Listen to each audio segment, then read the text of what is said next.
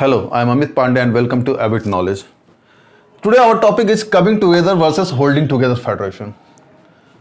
दोस्तों आपने नाम सुन रखा होगा फेडरेशन का, means some countries are federal countries and some countries are not federal countries. तो जो कंट्रीज फेडरल नहीं होते वो कैसे होते हैं, जो कंट्रीज फेडरल होते हैं वो कैसे होते हैं, इसको थोड़ा सा समझने की हम लोग कोशिश करेंगे.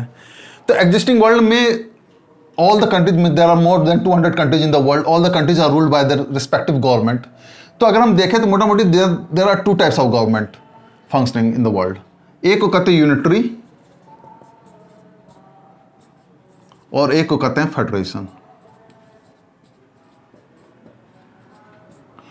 यूनिटरी गवर्नमेंट वो होती है जो पूरी की पूरी कंट्री और all the people of that country are ruled by a single government. Means उस पूरे कंट्री में एक ही गवर्नमेंट होती है और वही गवर्नमेंट उस पूरी कंट्री को और उस पूरी कंट्री की जनता को रूल करती है. इसका परफेक्ट एग्जांपल है चाइना. चाइना में आपको एक ही गवर्नमेंट मिलेगा, यूनिटरी गवर्नमेंट, जो सेंट्रल गवर्नमेंट होती है वहां पे. ऑन द कंट्री फेडरेशन जो होता है वहां पे एक सेंट्रल गवर्नमेंट होती है और वो जो कंट्री है वो डिवाइडेड इनटू मेनी प्रोविंसेस और स्टेट्स होते हैं. तो वो प्रोविंस और स्टेट की अपनी रिस्पेक्टिव गवर्नमेंट होती है, जो प्रोविंशियल गवर्नमेंट या स्टेट गवर्नमेंट भी बोलते हैं. तो there are more than one government in that country. तो if a country has more than one government then it is called a federation. और इसका एक परफेक्ट एग्जांपल है यूएसए. तो USA is divided among more than 50 countries, 50 states, और सब state के अपनी अपनी गवर्नमेंट है. ठीक है ना. तो 50 स्टेट्स की अपनी अपनी गवर्नमेंट है, वो 50 स्टेट्स की क्या हो गई, अपनी अपनी स्टेट गवर्नमेंट हो गई, और एक वहां पे सेंट्रल गवर्नमेंट है जो आप देख रहे हैं, जो बाइडेन अभी प्रेसिडेंट है. तो आपको समझ में आ गया. तो ये फेडरेशन क्या होता है और यूनिटरी गवर्नमेंट क्या होती है. इसमें एक और डिफरेंस भी आप देख लीजिए, क्या कि एक ही सेट ऑफ पीपल होते हैं. मीन्स पूरे चाइना में वन सेट ऑफ पीपल है और वन गवर्नमेंट है. यूएसए में क्या है कि वन सेट ऑफ पीपल है and more than one government है. मीन्स अगर हम एग्जांपल लें वाशिंगटन की, तो वाशिंगटन की जो जनता है वो रूल हो रही है वाशिंगटन के गवर्नमेंट से भी, और वो रूल हो रही है यूएस के सेंट्रल गवर्नमेंट से भी. समझ में आ गई बात. इतनी सी बात समझनी है. ठीक है. तो आप समझ गए यूनिटरी क्या है और फेडरेशन क्या है. अब इसमें हमारा बेसिक जो आ रहा है वो coming together and holding together federation. Means federation is no of two types. One is called coming together, मैं शॉर्ट में लिख देता हूं कमिंग टुगेदर, और इधर होल्डिंग टुगेदर HT. तो इन दोनों में क्या डिफरेंस है. तो अभी आपको बता दो कि वर्ल्ड में there are more than 200 countries, but out of those 200 countries only 25 countries practice federation. सिर्फ 25 कंट्री ही फेडरेशन है. तो ये जो 25 कंट्री है ये दो टाइप से फेडरेशन है. एक वो है जो कमिंग टुगेदर है और एक वो है जो होल्डिंग टुगेदर है. जो कमिंग टुगेदर है वो फेडरेशन है जो खुद से आपसी सहमति से एक साथ आए हैं. इसका परफेक्ट एग्जांपल कौन है, यूएसए.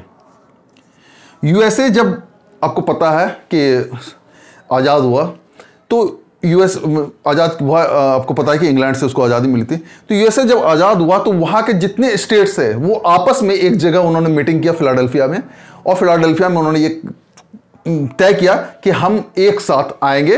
मिस हम अपनी सॉवरेनिटी को, मिस उन्होंने अपनी सॉवरेनिटी को यूनिफाई कर दिया और उसको उन्होंने नाम दिया यूनाइटेड स्टेट्स ऑफ अमेरिका. समझ में आ गया आपको. तो ये ऐसे इसका परफेक्ट एग्जांपल है कमिंग टुगेदर का. इसका और एग्जांपल लेंगे तो हम स्विट्जरलैंड को ले सकते हैं. स्विट्जरलैंड और Australia. These are the three countries, और भी कंट्रीज हैं, but these are the three countries. They are perfect example of coming together federation. On the other hand, holding together federation में भी क्या होता है कि there is one center and the country is divided into many states. But इसमें क्या होता है कि एक strong center होता है, वो स्टेट को एक साथ होल्ड करके रखता है. ठीक है ना. इसका एक परफेक्ट एग्जाम्पल हम दे सकते हैं, वो इंडिया. तो इंडिया में आप देखिएगा India is divided into 29 states. But यहाँ पे क्या है कि सिंस इंडिपेंडेंस सेंटर का बड़ा से होता है. मिस स्टेट में भी बहुत ज़्यादा इंटरफेरेंस होता है. मिस स्टेट को कुछ मामलों में तो मतलब है आज़ादी यहाँ पे, बट सेंटर का बहुत ज़्यादा इंटरफेरेंस होता है.